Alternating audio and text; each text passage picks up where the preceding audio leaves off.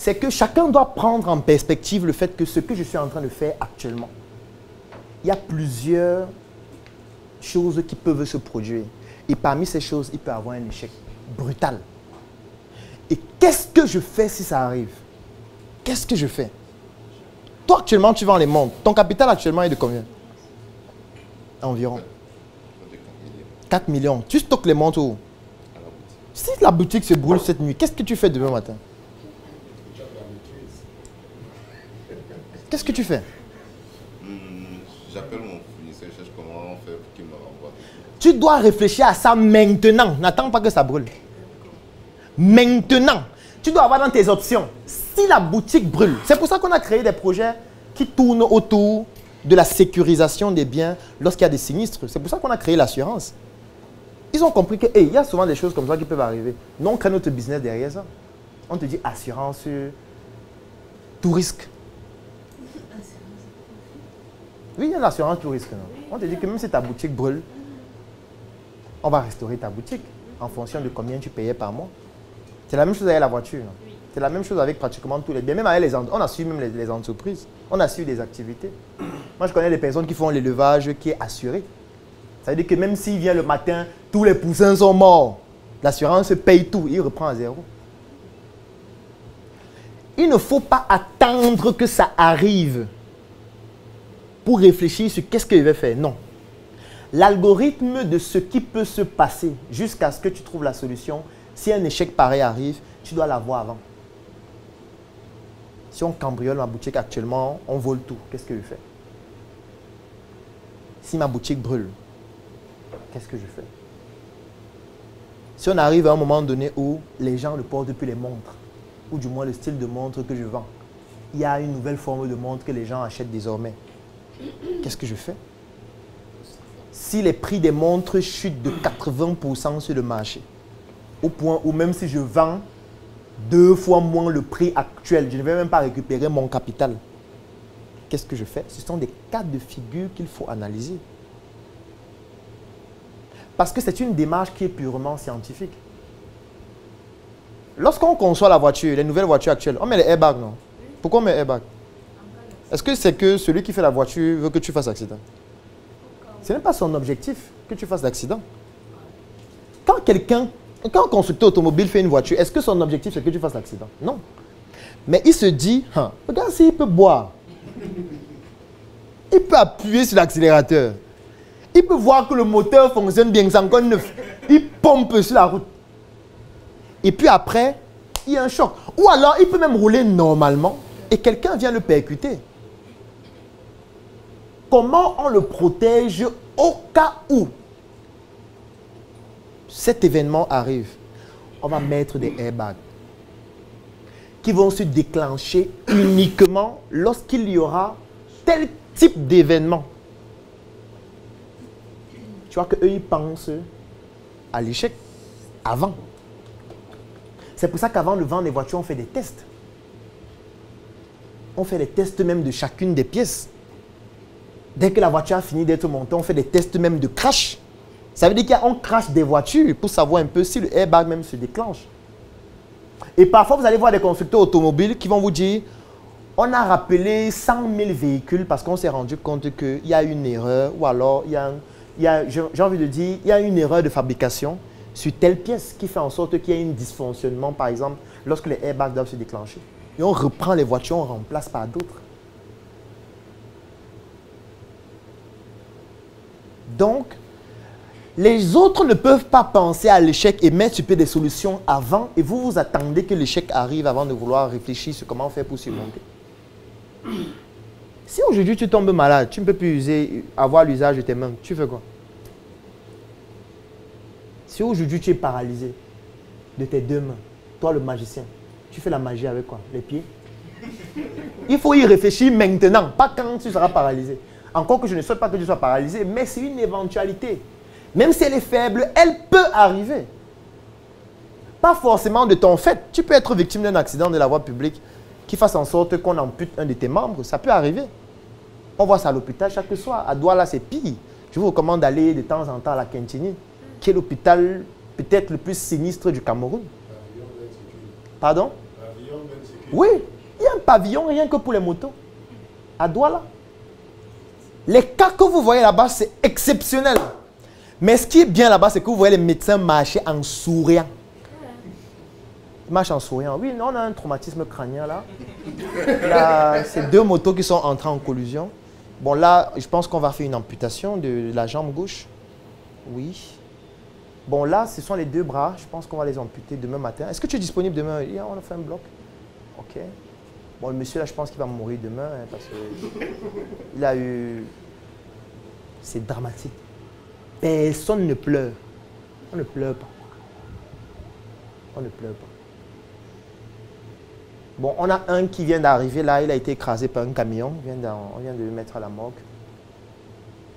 On va certainement l'enterrer sans tête. On va faire comment? La tête est devenue la patte. On va faire quoi? Le médecin va commencer à faire la robotique pour faire une tête pour mettre sur son corps. On va enterrer, on va seulement couvrir le corps. On va mettre dans le cercueil pour ceux qu'on enterre le cercueil. Parce que quand vous prenez la moto, est-ce que vous avez pensé si il fait l'accident? Parce que il faut réfléchir, il faut réfléchir. Les gens disent non, la moto ça va vite, c'est rapide, ça se glisse dans les embouteillages. Ok, ça se glisse dans les embouteillages. D'accord. Si une voiture vous percute, qu'est-ce qui se passe? Vous n'avez pas de casque. Vous ne pouvez même pas citer le nom de 2 neurochirurgiens qui seront peut-être les seuls à vous prendre en charge s'il y a un traumatisme crânien. Et même si vous pouvez citer leur nom, ils ne travaillent pas 24 heures sur 24. Vous allez arriver à l'hôpital, on va vous dire que le neurochirurgien n'est pas là. On attend qu'il arrive. Il est allé au deuil. Imaginez vous arrivez à l'hôpital, on dit que le neurochirurgien est allé au deuil. On fait quoi? Il va vous opérer sur WhatsApp. Parce que ce que je veux dire, c'est quoi? C'est qu'à un moment donné, il faut s'interroger sur son environnement pour évaluer les risques qui peuvent entraîner un échec chez vous et pour anticiper dessus. Mais les risques sont infinis. Oui, les risques sont infinis. Par contre, il y a des risques mesurables et sur lesquels on peut anticiper. Je ne suis pas en train de dire que vous allez anticiper sur tout. Parce que quand on fabrique un véhicule, on n'anticipe pas sur tout. On anticipe sur certains risques. Mais on sait que si d'autres arrivent, bon, c'est mort. Mais au moins sur ceux qui vont avoir une plus grande probabilité d'arriver, eux, on doit pouvoir sécuriser ça. On doit pouvoir anticiper dessus. Par exemple, le fait que tu tombes malade, ce n'est pas un risque qui est difficile à arriver. Tu peux tomber malade à n'importe quel moment. Tu peux sortir d'ici, tu t'arrêtes là, tu manges un porc mort quelque part. Tu manges, le temps que tu arrives à la maison, tu commences à vomir le sang. C'est possible. Tu as une infection alimentaire chronique, ce qu'on appelle une TIAC. Et qu'est-ce que tu fais? Là, tu commences à être malade sérieusement. Tu es couché à l'hôpital, tu es hospitalisé. On te dit qu'on doit te faire une transfusion sanguine. On cherche le sang, on ne voit pas. Qu'est-ce que tu fais? Tu as l'argent. 200 millions dans ton compte, mais on cherche le sang, on ne voit pas. Tu fais quoi? On va prendre ton argent, on va découper. On écrase, on met un peu d'eau. On met le foléré, on te transfuse ça. C'est ça qu'on va faire. On ne peut pas transformer l'argent en sang.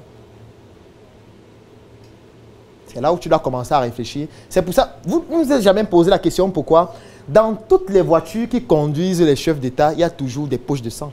Vous savez ça, non? Dans toutes les voitures qui conduisent les chefs d'État, bon, les chefs d'État sérieux, il y a toujours des poches de sang compatibles pour eux. Toujours. De telle sorte que s'il est victime d'un accident avec la voiture là, et qu'il faut transfuser, on va prendre le sang qui est dans la voiture pour le transfuser. On ne va pas chercher les donneurs que non, il faut faire. Non, non, non, non, non. C'est trop long, ça perd du temps. Quand ils prennent l'avion, il y a leur poche de sang à l'intérieur. Parfois, il y a des blocs à l'intérieur où on peut intervenir urgemment à n'importe quel moment, même dans la voiture. Parce que s'il faut sacrifier 100 personnes pour sauver le chef de l'État, on va sacrifier les 100 personnes. Puisqu'il est plus important que vous. Il est plus important que vous. S'il faut sacrifier 1000 personnes pour sauver le chef de l'État, on va les sacrifier. Non? On va faire comment? Tout le monde anticipe sur l'échec. Pourquoi toi, tu ne veux pas anticiper? Pourquoi? Pourquoi tu investis des millions et tu ne réfléchis pas sur ce qui peut arriver? Si ça se passe mal, et qu'est-ce que tu fais? pourquoi tu attends que ça arrive avant de poser l'action qu'il faut? Peut-être tu ne seras même plus vivant pour poser cette action. Et tu vas laisser ta famille en danger. C'est pour ça que moi je trouve parfois dramatique le fait que vous voyez des hommes d'affaires qui meurent et puis leur famille se tiraille pour les biens. Parce qu'on se dit, on va faire le testament qui sera caché. On va donner à un notaire. Et puis on va attendre le jour de la mort. Et quand tu meurs, le notaire va venir avec le document, dire que voilà ce que le père avait dit que quand il meurt, ça va se passer. Mais pourquoi tu attends de mourir avant qu'on sache ce qui va se passer? Il faut le faire au vivant. C'est dommage. Juste parce qu'on n'a pas anticipé sur l'échec. Et l'échec dans ce cas de figure, c'est quand je vais mourir, qu'est-ce qui se passe après? Comment est-ce que je pérennise mes biens après? Toi, par exemple, qui as une boutique, si quelque chose t'arrive maintenant, qui gère la boutique? Est-ce qu'il y a quelqu'un qui connaît les procédures de la boutique? Est-ce qu'il y a quelqu'un qui connaît les fournisseurs? Est-ce qu'il y a quelqu'un qui connaît vendre? Est-ce qu'il y a quelqu'un qui connaît tes comptes bancaires? Si tu as 2 comptes bancaires où il y a 100 millions, tu mets personne ne connaît, tu sais ce qui va se passer? C'est que la banque va prendre ton argent. Ça arrive tous les jours. Moi, j'ai des amis qui sont gestionnaires de comptes. C'est un des business de la banque. Parce qu'il y a des gens qui ont des comptes bancaires, ils cachent. Ils se disent que non, ma femme ne doit pas savoir, ma famille ne doit pas savoir. C'est mon argent, attention. Quand tu meurs, on fait quoi? Le gestionnaire de compte est le seul qui sait que tu as un compte. Il attend 1 mois, personne ne vient. 2 mois, personne ne vient. 3 mois, personne ne vient. Il dit que bon, là, on a quand même 100 millions là où personne ne vient depuis 1 an. Il faut faire quelque chose. Il rencontre le responsable de la banque, il discute avec lui, il voit comment le partage va se faire. Et il se partage. Tu vois qu'on va faire comment? Tu penses que si tu as un problème là maintenant, et puis tu meurs, le gars ne souhaite pas, j'aime toujours prendre le pire. Et que tu avais 2 millions dans ton compte Orange Money, tu étais la seule à avoir le code, qu'est-ce qu'on fait? Il y a une procédure. Qui va faire la procédure? Qui c'est d'abord qui a gagné? On te dit que tu es la seule à savoir le code, tu es la seule à savoir ton solde. Tu meurs, qu'est-ce qu'on fait? Personne ne connaît ce- Ta famille peut même venir, non? Dire qu'elle avait son compte Orange Money, il y avait l'argent. Orange dit que non, il y avait 15 000 avant, à moi, elle a effectué un retrait. Tu fais quoi? Il y a l'historique du compte. Qui donne l'historique? C'est ta famille.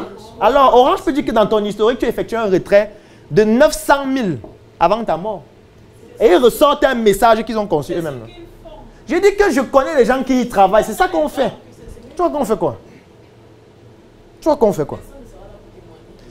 Je vais dire, même si vous témoignez, eux, ils sortent un message qu'ils ont conçu, non? Et le message montre que tu as effectué un retrait. Tu vas faire comment? Tu vas faire comment? On dit que ton solde, c'est 15 000. Et ils prennent 15 000, 2 billets neufs, 1 billet de 10 000, 5 000. On donne à ta famille que voilà ce qu'il y avait dans son compte. On fait quoi? On a perdu, non? C'est fini. Et ça, c'est dans le cas où ta famille savait que tu as un compte qui a de l'argent. S'ils ne savaient pas, c'est mort. L'argent est parti. On va seulement enlever le solde et puis ceux qui savaient, ils vont gérer au calme. Parce qu'on n'a pas anticipé sur l'échec. On n'anticipe pas. Le magicien, si quelque chose t'arrive aujourd'hui, qui continue à faire la magie? Il faut poser cette question. Qui continue la magie? Ou la magie s'arrête? Parce que peut-être au Cameroun actuellement, tu es le seul à pouvoir faire ce que tu fais. Peut-être en Afrique, peut-être dans le monde entier, tu es le seul, vivant, à pouvoir le faire. Et si tu meurs? Le monde entier perd cette compétence que tu développes depuis près de 25 ans. Depuis ta naissance, même avant que tu ne sois né. C'est un gros drame. On doit même t'éliminer physiquement. Pourquoi? Parce que tu es en train de priver l'humanité par ton inconsistance sur le plan d'anticiper sur un échec d'une compétence qui aurait pu servir à tout le monde entier. Tu dois réfléchir maintenant. Qu'est-ce que je fais si quelque chose m'arrive pour que cette compétence ne soit pas perdue? Il faut que je la pérennise. Il faut que je permette à d'autres personnes de pouvoir le faire. Il faut que je crée des procédures qui permettent de pouvoir le faire. Il faut que je forme des personnes.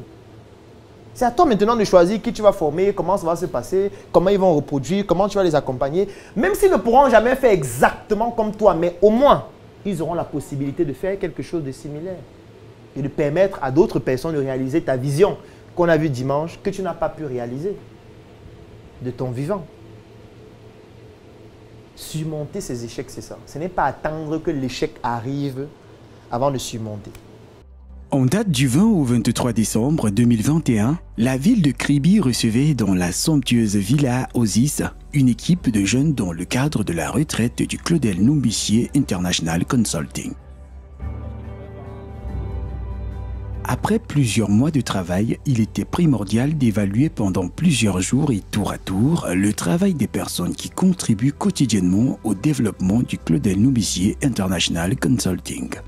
Pendant 3 jours, depuis le 20 décembre, nous sommes dans cette villa afin de pouvoir donner de nouvelles compétences avec des formations dispensées par des formateurs comme Poliane, comme Daniel Yakan, pour permettre à toutes ces personnes de pouvoir obtenir de nouvelles connaissances pour la nouvelle année 2022.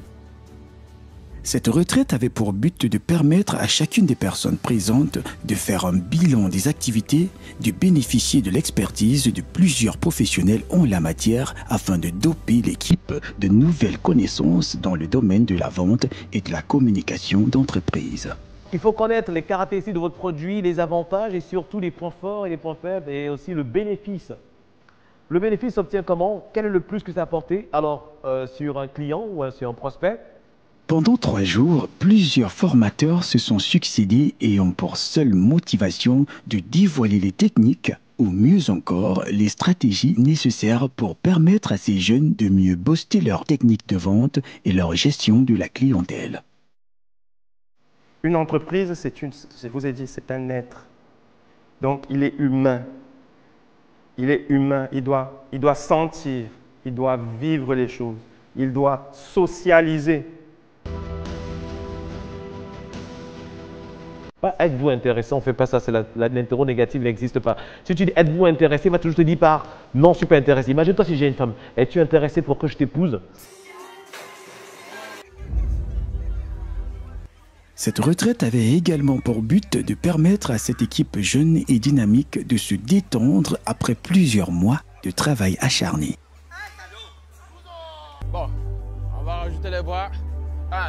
Un réveil matinal suivi d'une séance de sport et de relaxation menée par le directeur général de Startup Fitness. 3 fois 30 minutes, c'est bon. Il y avait des programmes comme ceux qu'on a maintenant là.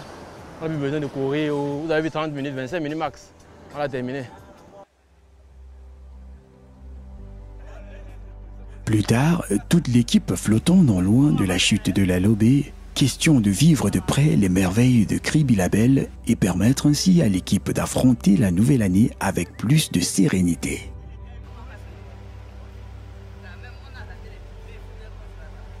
Pendant cette retraite, le promoteur du CNIC, en la personne du docteur Claudel Numbissier, n'a pas manqué de récompenser les vendeurs qui se sont démarqués d'une certaine manière pendant plusieurs mois de travail acharné. Des récompenses allant de 250 000 à 1 million de francs CFA pour les meilleurs vendeurs, les meilleures équipes et le prix spécial afin de leur permettre de relever davantage le challenge. Déjà, c'est un sentiment de grande satisfaction en fait. Parce que au-delà du travail, je ne peux pas dire que je m'attendais réellement à recevoir le premier prix en fait. L'équipe est ouverte en fait. L'équipe est ouverte à toutes les personnes qui souhaitent déjà essayer parce que tout commence par l'essai. Tout commence par « je veux le faire ». Reconnaissance envers la maison mère qui est la Startup Academy. Reconnaissant envers un homme qui est le docteur Claudel Numbissier. Reconnaissant envers une dame, Nancy Ongolo, à travers laquelle j'ai rejoint l'aventure. Reconnaissant à travers toutes ces personnes qui m'ont aidé à progresser depuis mon arrivée dans cette magnifique aventure.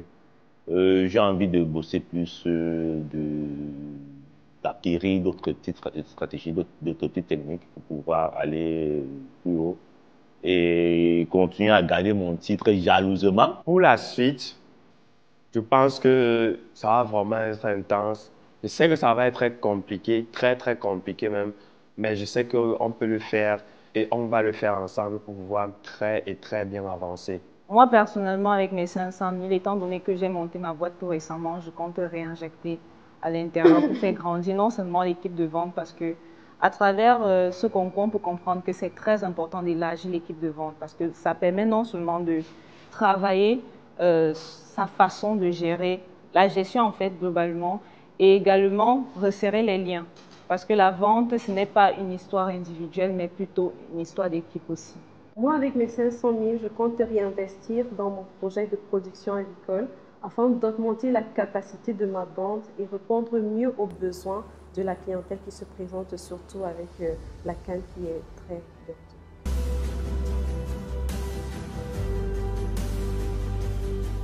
Ces prix avaient principalement pour objectif de mettre en avant le côté challenge qui doit se développer dans toutes les équipes de différents vendeurs et surtout de permettre à chacun de comprendre qu'en réalité, la compétition doit être saine et surtout le travail fluide.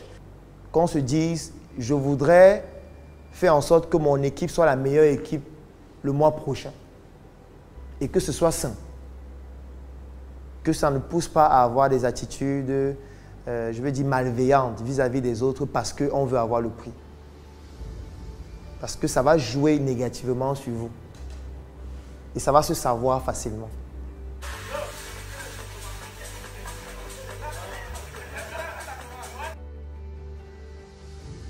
Tout est bien qui finit bien. Au-delà du bilan des activités du Claudel Noubissier International Consulting, son promoteur a tenu à prodiguer quelques conseils à la jeune équipe, à les féliciter tour à tour, les différents bénéficiaires et toute l'équipe pour leurs efforts conjoints, tout en les exhortant de redoubler d'ardeur pour la suite des activités.